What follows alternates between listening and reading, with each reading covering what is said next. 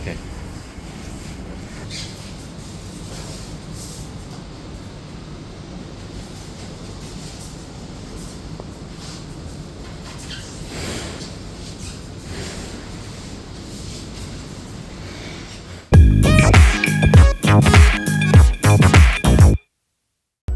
If you're not sure of how to begin your renovation, go to Home Trust. Home Trust is Singapore's leading renovation platform that matches homeowners with trusted interior designers.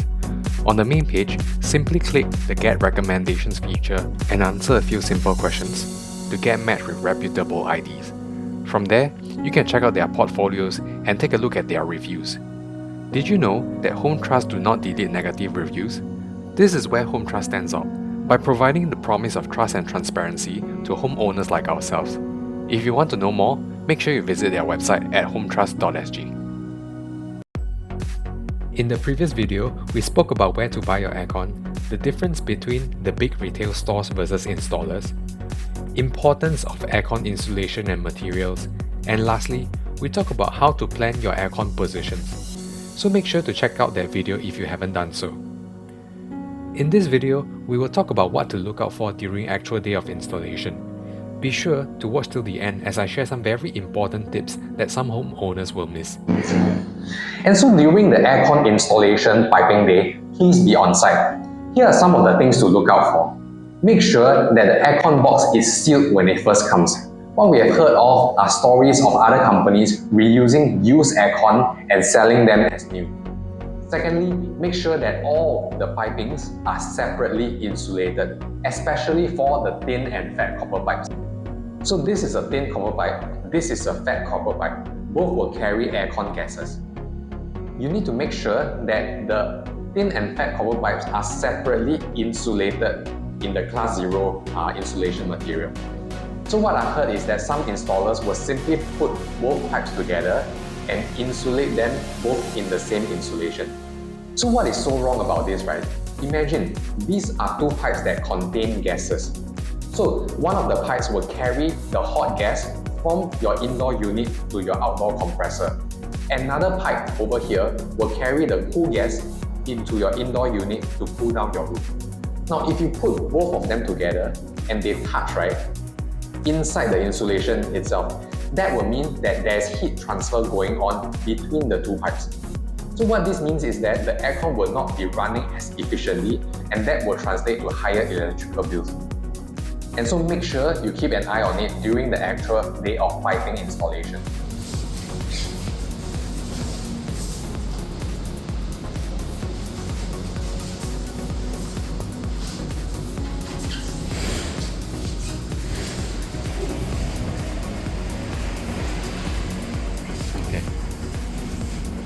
Let's go to the end of this aircon pipe.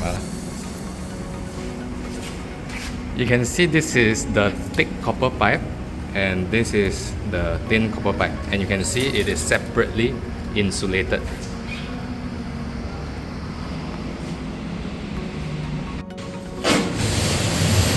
Okay, so you can see this is exactly half inch insulation. And then you can see that the material is class 0.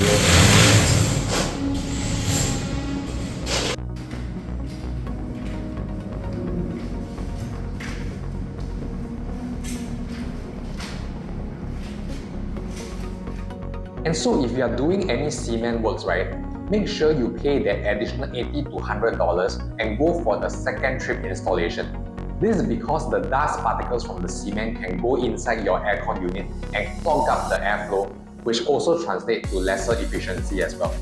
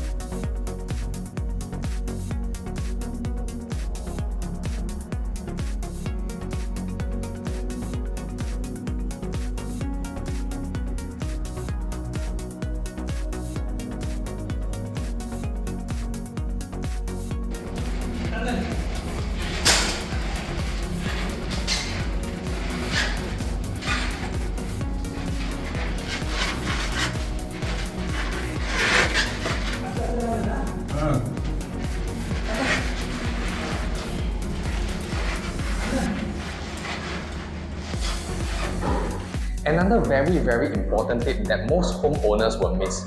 If you know that you are going to do box up, do not ask your aircon installer to do aircon trunking. And likewise, if you are doing aircon trunking, do not tell your contractor to box up the aircon pipes with trunking. It is only one or the other. Let me show you why. So imagine that this is your aircon pipe, okay? And this is your aircon trunking itself. Your aircon pipe will be sitting inside this plastic casing, okay? And then it will be covered up by this cover. Now, if touch wood, right, 5 years down the road, your aircon needs some servicing. There's some gas and water pipe are leaking down. What the aircon installer or what the servicing team needs to do is to come and remove this casing, and then they will be able to access your aircon pipes for the servicing and do the repair works over there. Now, same thing, assume that this is an aircon pipe and assume this is a partition wall. So what you're going to do is a box up over here to box up this aircon trunking itself. So 5 years down the road, when servicing needs to be done, what your aircon servicing team will need to do is to cut a hole into your partition wall, and then they will be able to access the aircon pipes. And when the servicing is done, right, this partition wall can then be patched up over here. Now, what if you are going to do a plastic casing like this? Okay, you cover this up, okay, and then you do a box up like this over here. What is going to happen is that during servicing, your aircon servicing team will punch a hole into your partition wall and then realize that there's a plastic casing behind the partition wall itself. What this means is that they will not be able to take out this plastic cover in order to access your pipes over here for servicing. So what this means is that they will need to destroy the entire partition wall itself. They need to destroy this entire wall itself in order to open this casing to access your aircon pipes. Imagine the trouble and hassle they need to do so. And therefore, during aircon planning, it is important for you to do so from a maintenance point of view. And that actually applies to all aspects of home renovation, not just aircon itself. So remember that. And this is how it looks like after aircon piping has been done. Okay. As you can see, if you are doing aircon trunking, do not box up. And if you are doing box up, then do not do aircon trunking. And in this last part of the video, right, I want to talk about the choice of aircon itself. In the market, most homeowners would either go for Mitsubishi and Daikin, myself included. So these are the tried and tested brand for many years, and they are known to be reliable. There's another brand out there that I was honestly very impressed and very tempted to buy, and that is the Prism Aircon. So for System 3 and 4, right, the Prism Aircon is almost $1,000 cheaper. Sometimes they also give a free TV or free laundry rack that you will also need as well. The only issue here is that Prism is very new in the market, and there has not been a lot of long-term reviews. And so for myself, I had a discussion with Lady Boss, and we were actually a little bit more kiasu. So in the end, we still decided to pay more for the Mitsubishi that is known to be reliable. So for some of you who are more adventurous, right, I really think that Prism Aircon is something worth trying. And for some of you who know that you will for sure move out after 5 years and sell the house, I think that Prism is a really strong choice to consider over here. I'm sure there are some of you who have bought Prism Aircons. Please share with me your comments and your reviews. I'll be happy to have a conversation. And that is really all for the aircon video today. I hope that this helps you in your aircon planning journey. See you in the next video. Bye.